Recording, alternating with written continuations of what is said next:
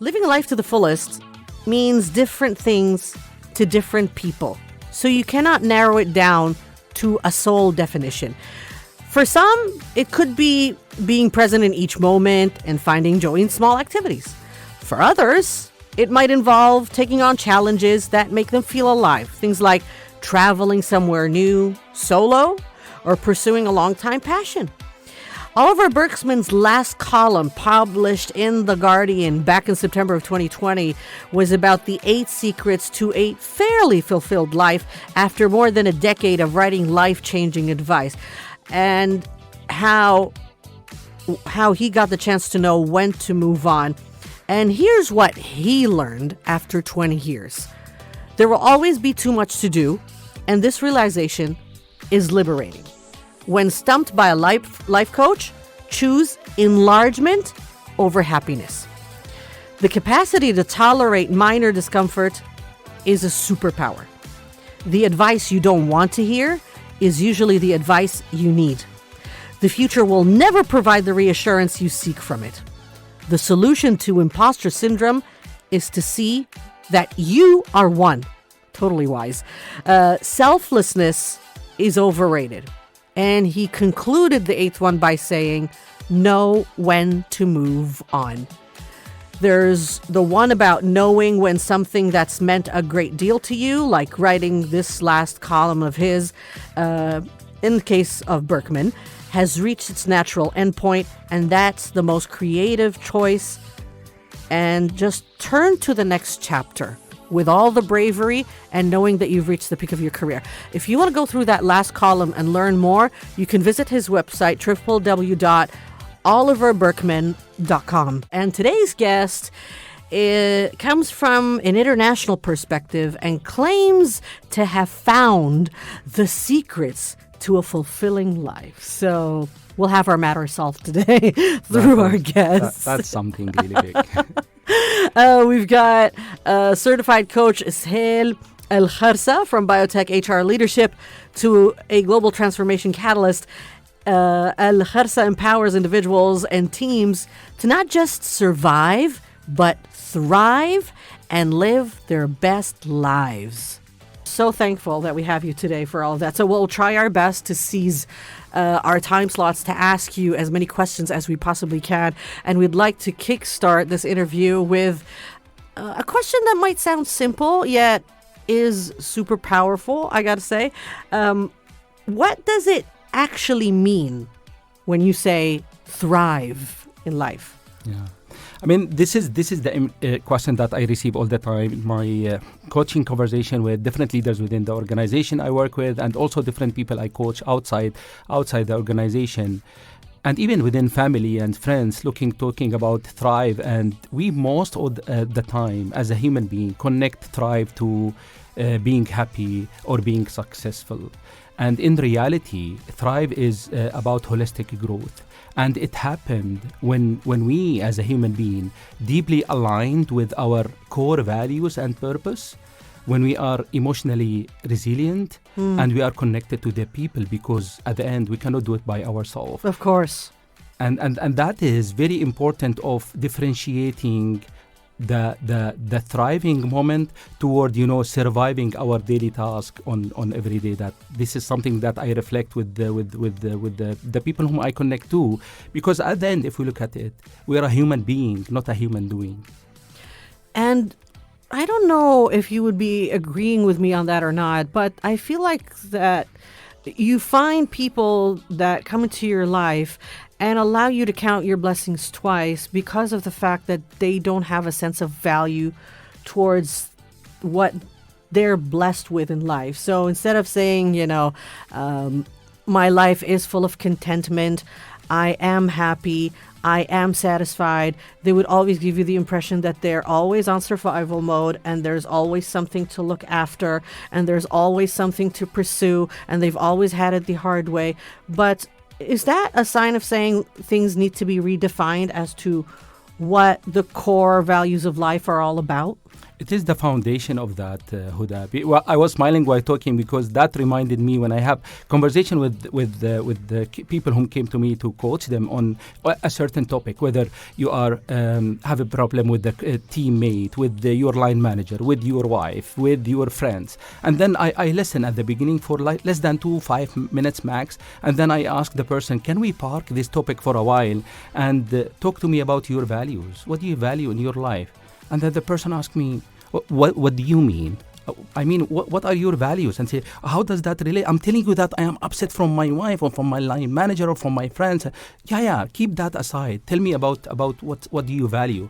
And that shift happening in the person's even way of talking, tone of the voice, when the person started to talking about the values, because this is something that could connect us as a human to our heart.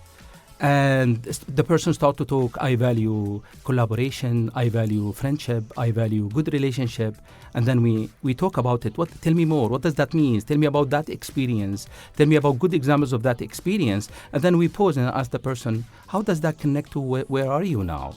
Say, and that change, this is shifted change when we really connect ourselves deeply. This is why I said deeply aligned with our core purpose and values. And according to your wide experience in the field and with the many clients or patients that you get to sit with, what are the key ingredients that help people in such cases move from surviving to thriving? Very good question, Huda. I mean, there are 3 important elements that I really reflect to whenever it comes to key ingredient of shifting from surviving to thriving. What would they be? The first one would be the mindset. And here, it is just talking about something most of the audience knows. Is it something that we inherit in our genes, or does it have to do with the surrounding environment that you've been living in? What plays a major part in that? It is something related to the mindset. Is something related to the relation, the environment that we are creating to ourselves. And when it comes to surviving, thriving, is moving from fixed mindset and people whom they operate. Mindset is your operating model. So you operate from fixed mindset. You reflect and you tell yourself that you are who you are. You are not going to change, and you are not. Is it because of fear? It's something like that. It's not a fear. It's something of it's a strong belief that we have in ourselves related to something that the story that we tell ourselves about ourselves all the time. So I am who I am, and you feel that what I learned is from the college, and this is brilliant. I'm not going to learn something new. And whenever a problem I am facing, this is a deep hurdle and the obstacles and the challenge for me.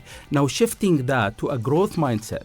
People with growth mindset, they look to the problem as an opportunity to learn. They look to obstacles or hurdles. That's something that they would challenge and overcome. They're tests.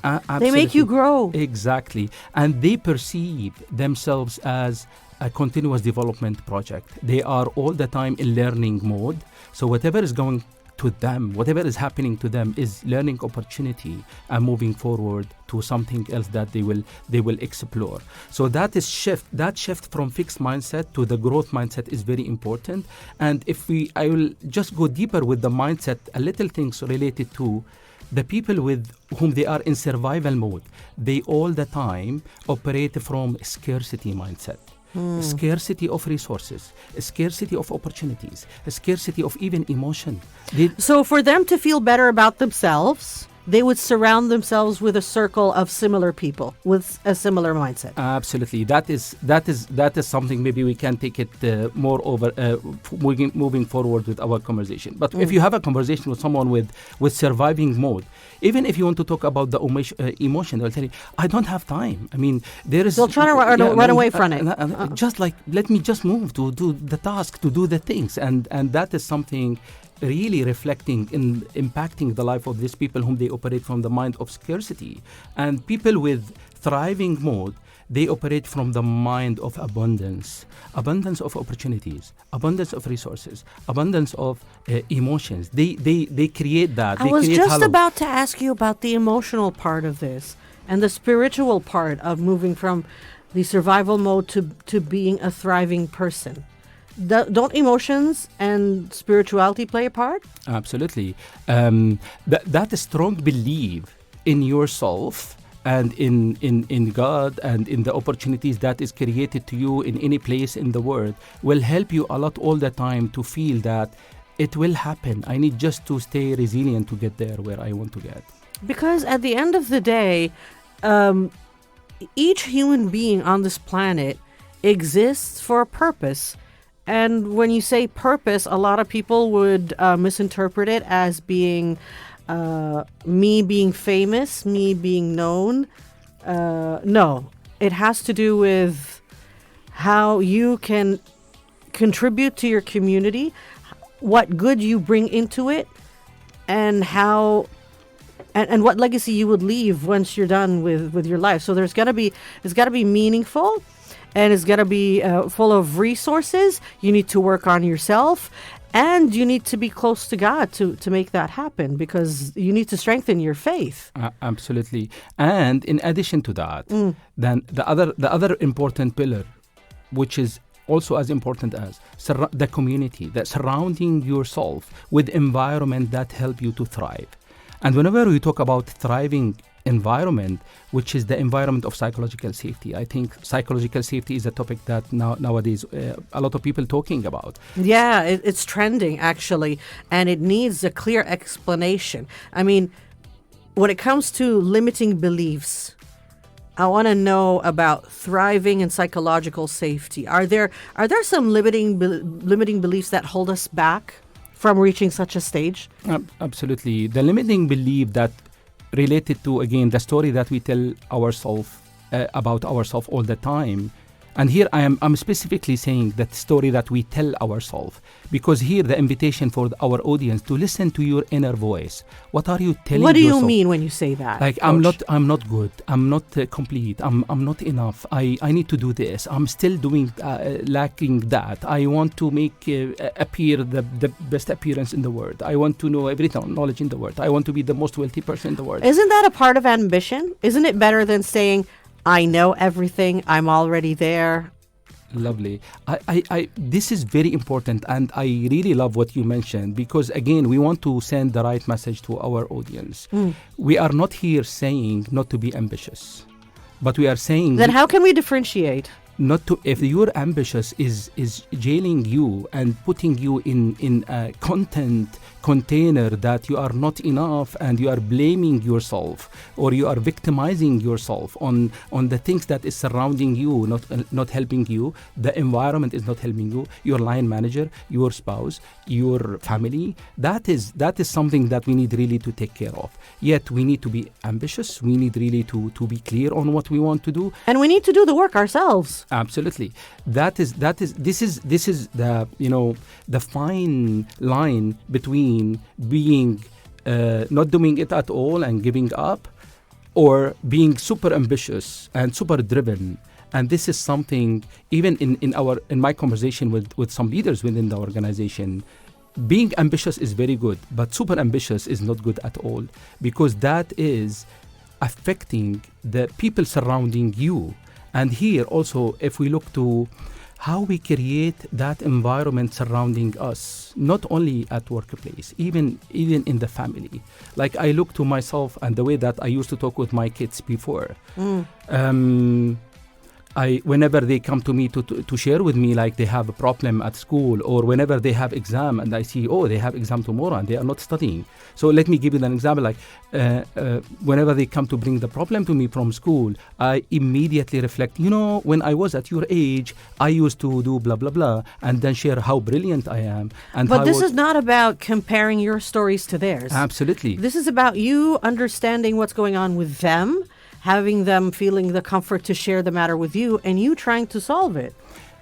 Thank you very much. And this is something I would really appreciate our dear audience to take care of. Because a lot of children face the problem of reaching a sense of comfort with their parents, because they might be penalized, punished, judged. And it's always the case when... as you said, the mother or father would say, when I was your age, I did it better. I was the angel in the family. and then they'd regret telling you anything. They'd never come back to you. Absolutely. And you ask yourself, what is it I'm creating out of this conversation? I'm showing them how You're great creating a family that will suffer separation once these kids have the freedom to find their pathways. Even though within what we are having nowadays with the phone, you are creating a separation. You can see when you go to the restaurant in any place nowadays, and you look to what's going on in the families. They are going together to enjoy a family moment, and you see what's going on. Everyone I is looking see to their a group of people who are physically present in a round table, but each of them is focusing on that screen that they're holding. So what's the point? Absolutely. You know, it's so unfortunate. We're now going to be putting a focus on what you call psychological safety. So if we want to define that in the simplest of terms for everybody to comprehend, you often talk about it, it's trending. What does it actually mean in this situation? Because you do consider it a foundation for growth and thriving. So how can you best define psychological safety? What does that mean? Actually, I have been in this topic for the last 4 years of my professional life, and the best and simplest profound definition of psychological safety came from Professor Timothy Clark, who wrote a book about psychological safety called The 4 Stages of Psychological Safety, and he defined psychological safety in a brilliant way. It's an environment of shared vulnerability. That simple. Environment of shared vulnerability. What does that mean? That means people within the organization, within the family, within the school, in the hospitals, here, where in the radio stations, they feel safe to present themselves the way that they are without any fear of judgment or punishment or humiliation. That is psychological safety. Shouldn't there be any limitations to that? So you don't feel like you're oversharing those vulnerabilities? Lovely. In a way that wouldn't one day be taken against you? Nice. I feel like not everybody deserves that full access of you being an open book. This is what I hear whenever we talk about it. Then people tell me, because people should earn that trust. To reach that point of psychological safety, you have got to put people around you to the test and see if they're trustworthy. I don't know. That's my way of seeing it. Lovely. And Huda, here I would like just to differentiate between the word trust and psychological safety, because sometimes whenever we talk about it, people mix them, like trust and psychological safety. Well, if let's say, okay, let's take it to the least of examples. If you don't know if you want to take a flight and you cannot find the means of safety on that flight, would you trust booking a ticket with that airline? Lovely. And that is the means of safety. And when we refer to trust is all the time related to one-to-one connection or one-to-object connection. I trust you, so we can have a trusting relationship so together. I can feel safe. No. To be vulnerable. With me only, but when we can say, like, imagine if we are working together in the same team of 8 people, okay? Then we know each other very well, we are friends, so I can say I trust Huda, but I cannot say I have psychological safety within our team, the rest of 6 people whom they are within our team.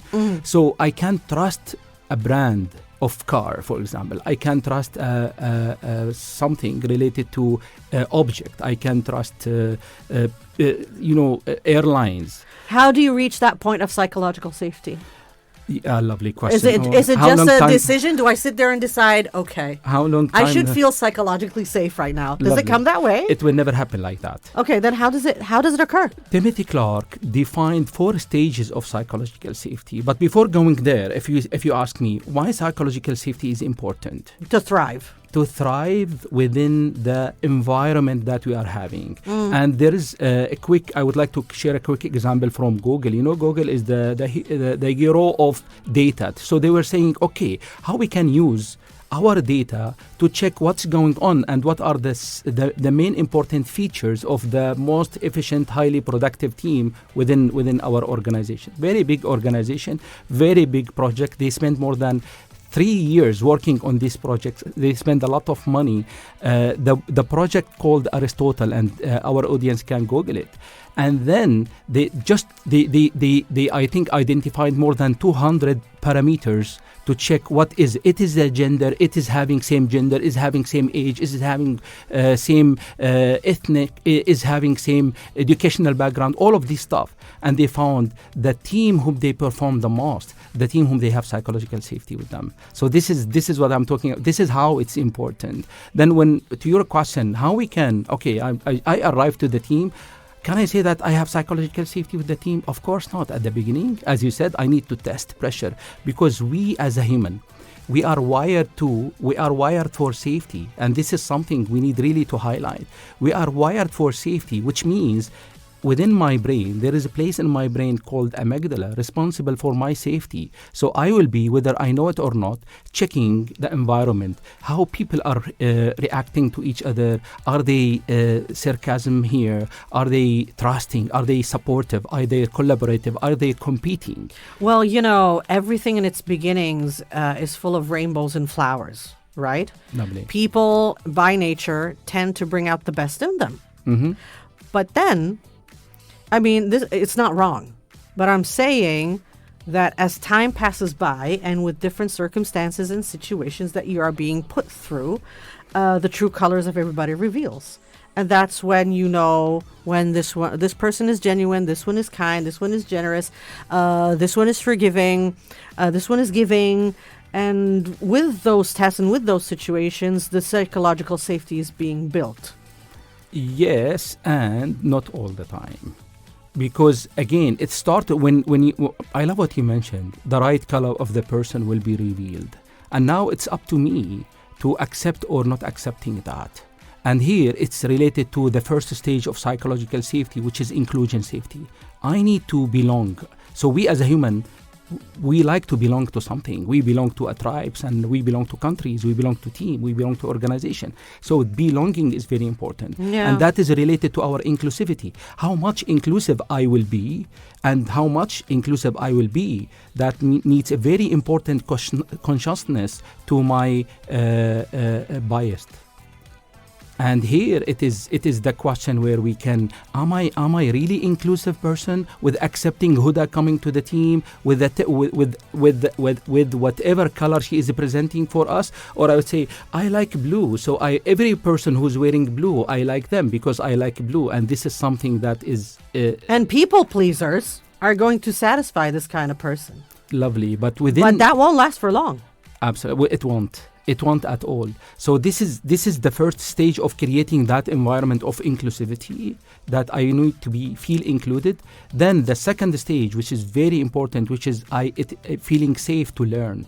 That safety to learn, where there are two important things: safety to ask questions. Whenever I ask questions, people say, this is your question. How long you have been here? You are asking this simple question. So how can you even learn if you don't ask questions? Yeah, but what we keep asking questions until the last breath.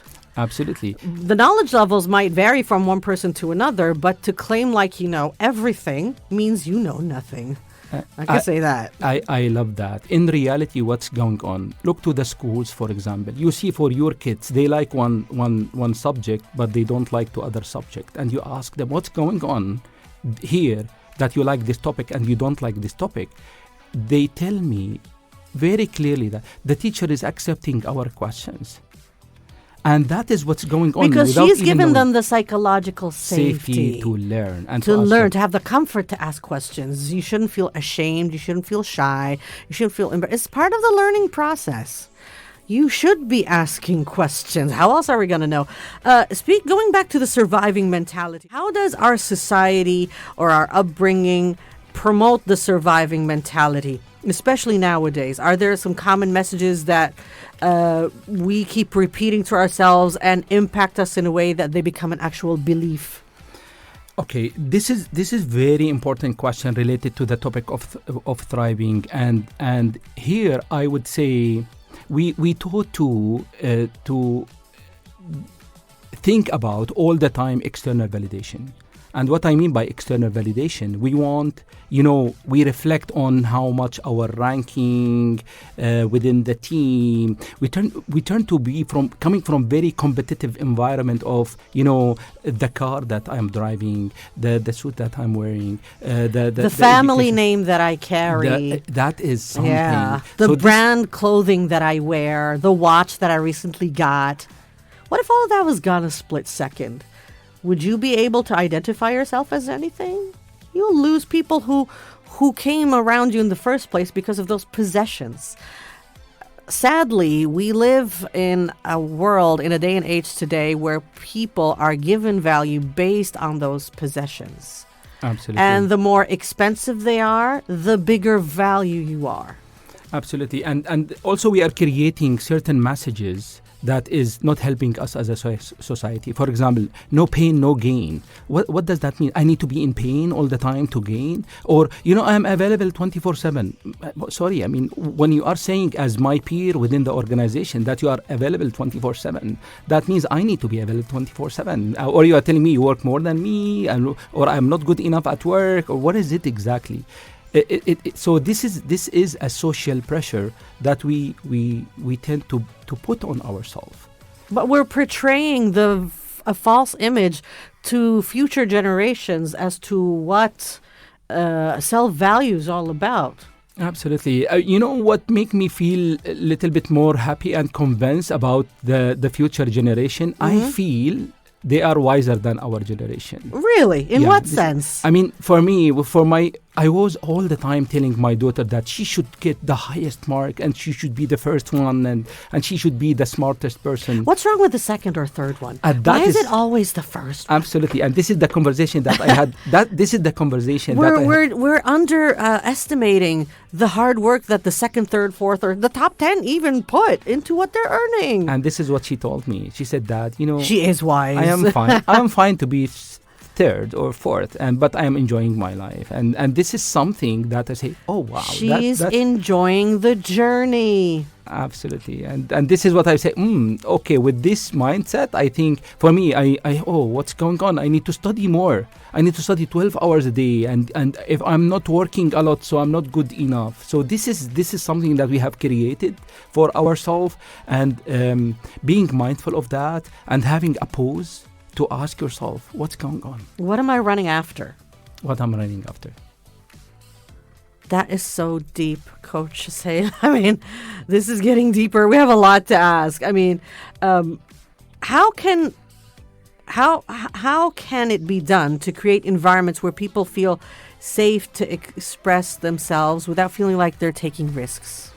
Lovely. First of all, we need really to remove that hat of judgment. Shouldn't be setting boundaries be involved in this? So how much is too much? I will tell you, if we look at that, if you want to create that space of not for people to reveal themselves the way that they are, you need really to have that, for me, the competencies of listening. And sometimes we as a society, we reflect on competencies of listening for the coaches. In reality, we should all listen to each other.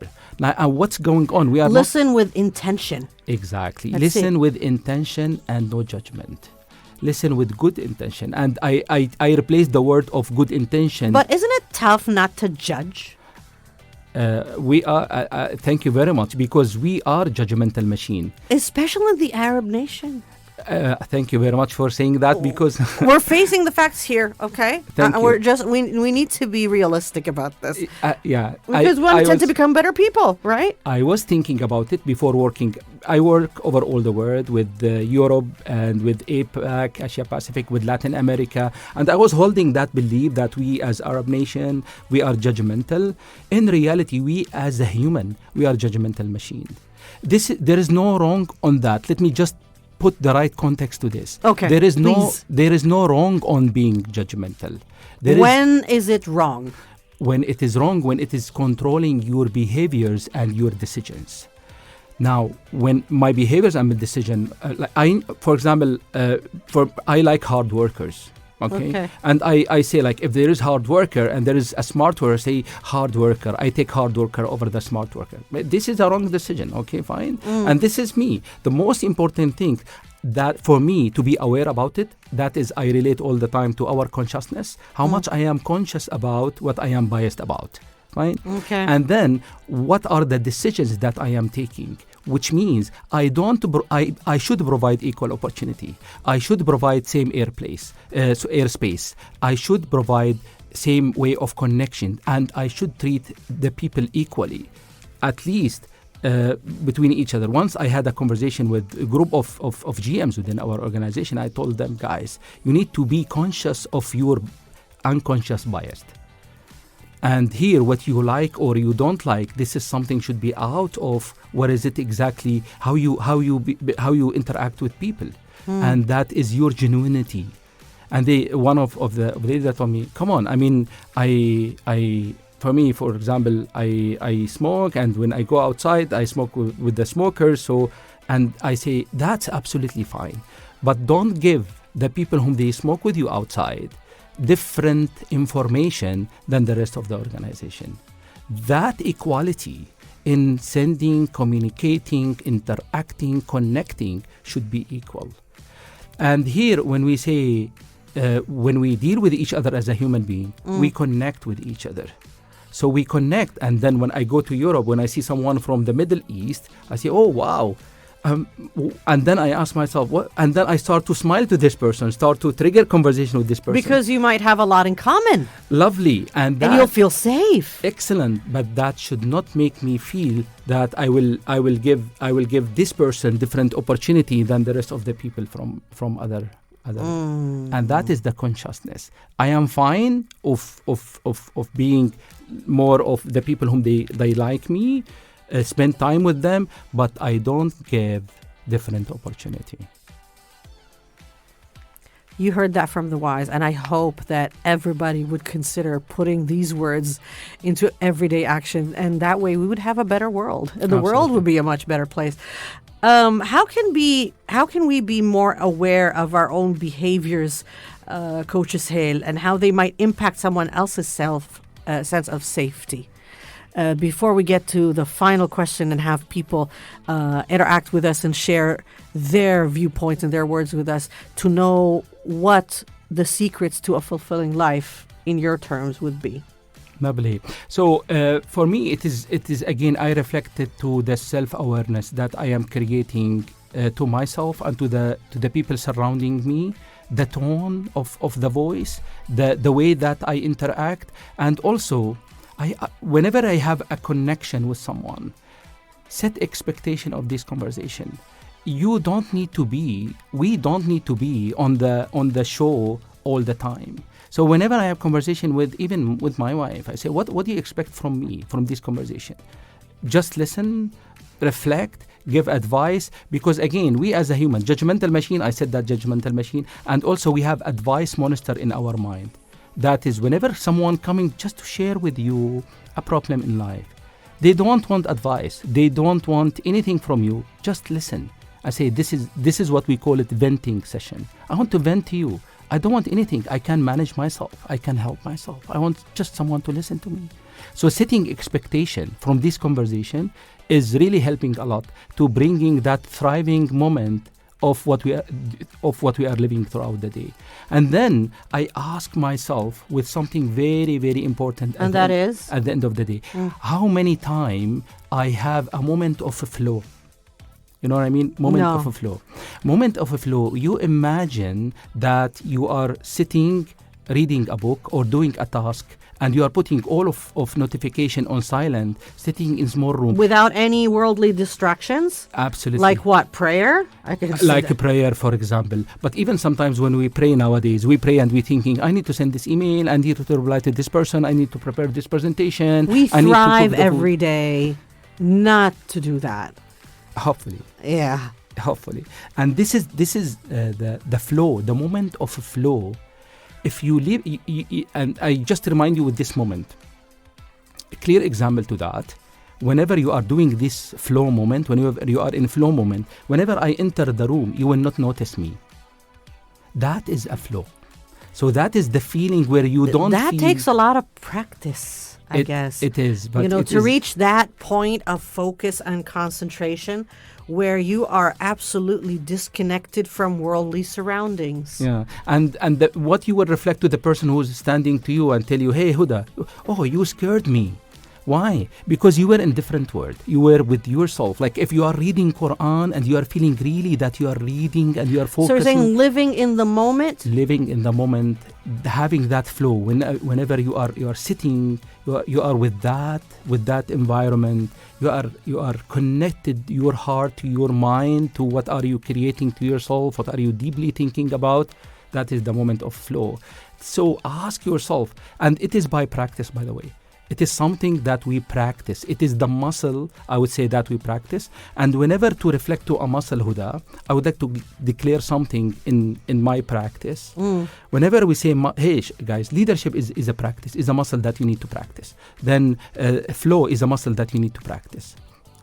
Then people will start thinking about, for me, thinking about muscle, it is the same way that you build our physical muscle. When we go to the gym, I give this example all the time to the people. When we go to the gym, one day a year for 12 hours, we will go to the hospital. Yeah. Right? But what will create that muscle? Going to the gym consistently and with short intensity. So for me, leadership is about consistency, not intensity.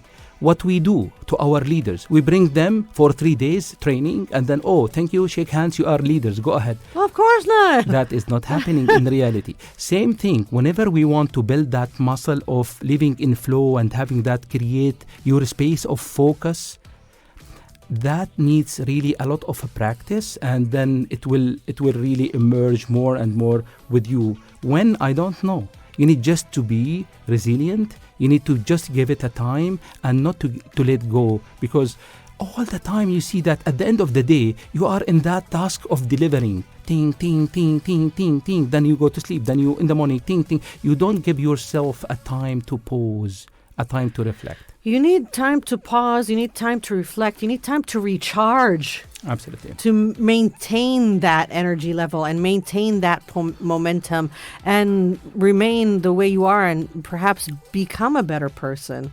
It's not that you're in a constant race against time or you're in a competition, an everlasting competition. There might be challenges. You want to challenge yourself to become a better person, but you don't want to feel like you're comparing yourself to others. So that way I need to be in a competition against them. That's tiring. That drains a lot of your energy. And that takes a lot of wisdom. And that's why we have people like Coach Suhail. We received a voice note from one of our top regulars, and that's Yusuf. And here's what he had to say. Okay, in one word, it would be to reflect on yourself. In my mom's words, 2 words: thinking silently. So, Coach Suhail, what do you think? Thank you very much, Yusuf. What you said resonates a lot with me. So that provides good summary, reflecting on yourself. And the question would be how much during our busy day we are allocating time for that. During our busy week, our busy month. So I really agree with you, and that resonates a lot. Then the question would be for us, are we doing that? Are we allocating space for reflecting on ourselves or thinking even in silence? Is it healthy to think in silence and suppress your thoughts? Actually, it varies from person to person, and here again with no judgment. Whatever you are is the right thing. If I like to think in loud, for me, I like to think loudly and talk to myself. And you remember when we were kids, are you crazy? You talk to yourself. Yeah, I talk to myself. Well, you find lots of GIFs and posts and things about, when moving from surviving to thriving, they would tell you to thrive and grow in silence. Again, for me, whatever suits... It shouldn't be loud. So what do you think of that? Whatever suits you as a person, you are the one who knows yourself the most. So there is no good or bad in that. If I think silently, or if I think, or some people whom they are they like to write, so they express all of their feeling in writing. They can journal it. Exactly. So do it. If you are good at something and you like to do it, don't listen to what people want you to do. Rather than, okay, what you are comfortable doing, that will help you to provide the insights and the reflection that you want to do. We need to be giving. We need to feel for others. If we are given the blessings and the tools to make other lives better, then giving should be involved. Like donating blood, for example, or donating some of your time to check on orphans or families in need. Isn't that a part of giving? You give your time, you give your experience, you give your feelings.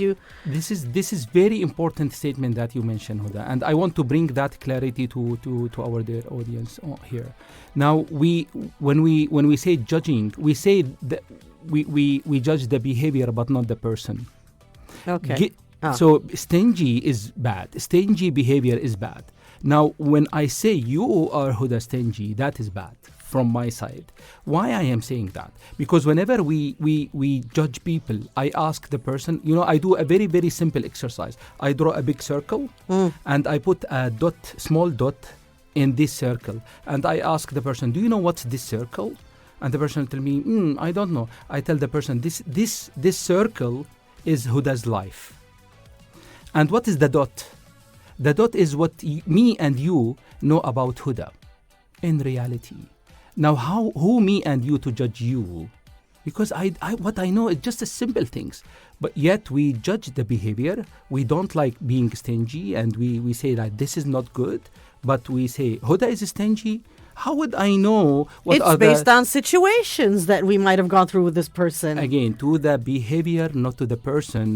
Because we don't know the full picture of what's going on with this person. I was literally in a meeting a couple of months ago when we had to sit together and talk about the programming cycle and everybody suggesting their ideas and brainstorming.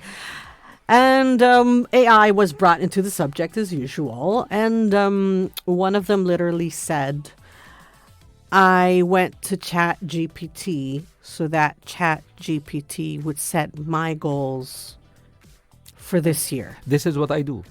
So should you rely on AI and ChatGPT to set your personal goals? Does AI know you better than yourself? Okay, maybe just let me reflect a little bit on that question related to AI and teaming. And AI will help us, will save us a lot of time, of energy, of summarizing, put us on that context. But for me, which I am 100% sure about, AI will never bring us emotion. And we as a human being, we are socially connected human being. I mean, we feel, we cry, we laugh, Absolutely. We sympathize, we give each other hugs, we make each other feel okay. But at the end of the day, this is all artificial. You can shut it down and might not find it. And you want, and this is from when I go I do a lot of virtual sessions for a teams, individual, and I travel a lot to do one on workshop class. Last week I was traveling to Europe, and what we achieved within a newly formed team, within 2 days of face-to-face, I told, they revealed, they said, if we stayed in a virtual format for 6 months, we will not be able to do that. And what I achieve, what I'm referring to, the level of harmonization, synergy, understanding each other as a team member, and willing to support, collaborate with each other as a team for a collective purpose that they want to create for each other, for themselves as a team. If I would work with them for 6 months virtually, that would never happen. 2 days of work, face-to-face, because that was the laughter, which we cannot have in the AI. That was the emotion, that was we cried, we laughed, we played, we jumped, and we did hard work, we challenged each other. We were human. And that is exactly human. But to reach that target of a successful team, isn't it essential to work with each of them individually first? This is very big question that would need a different session. Okay.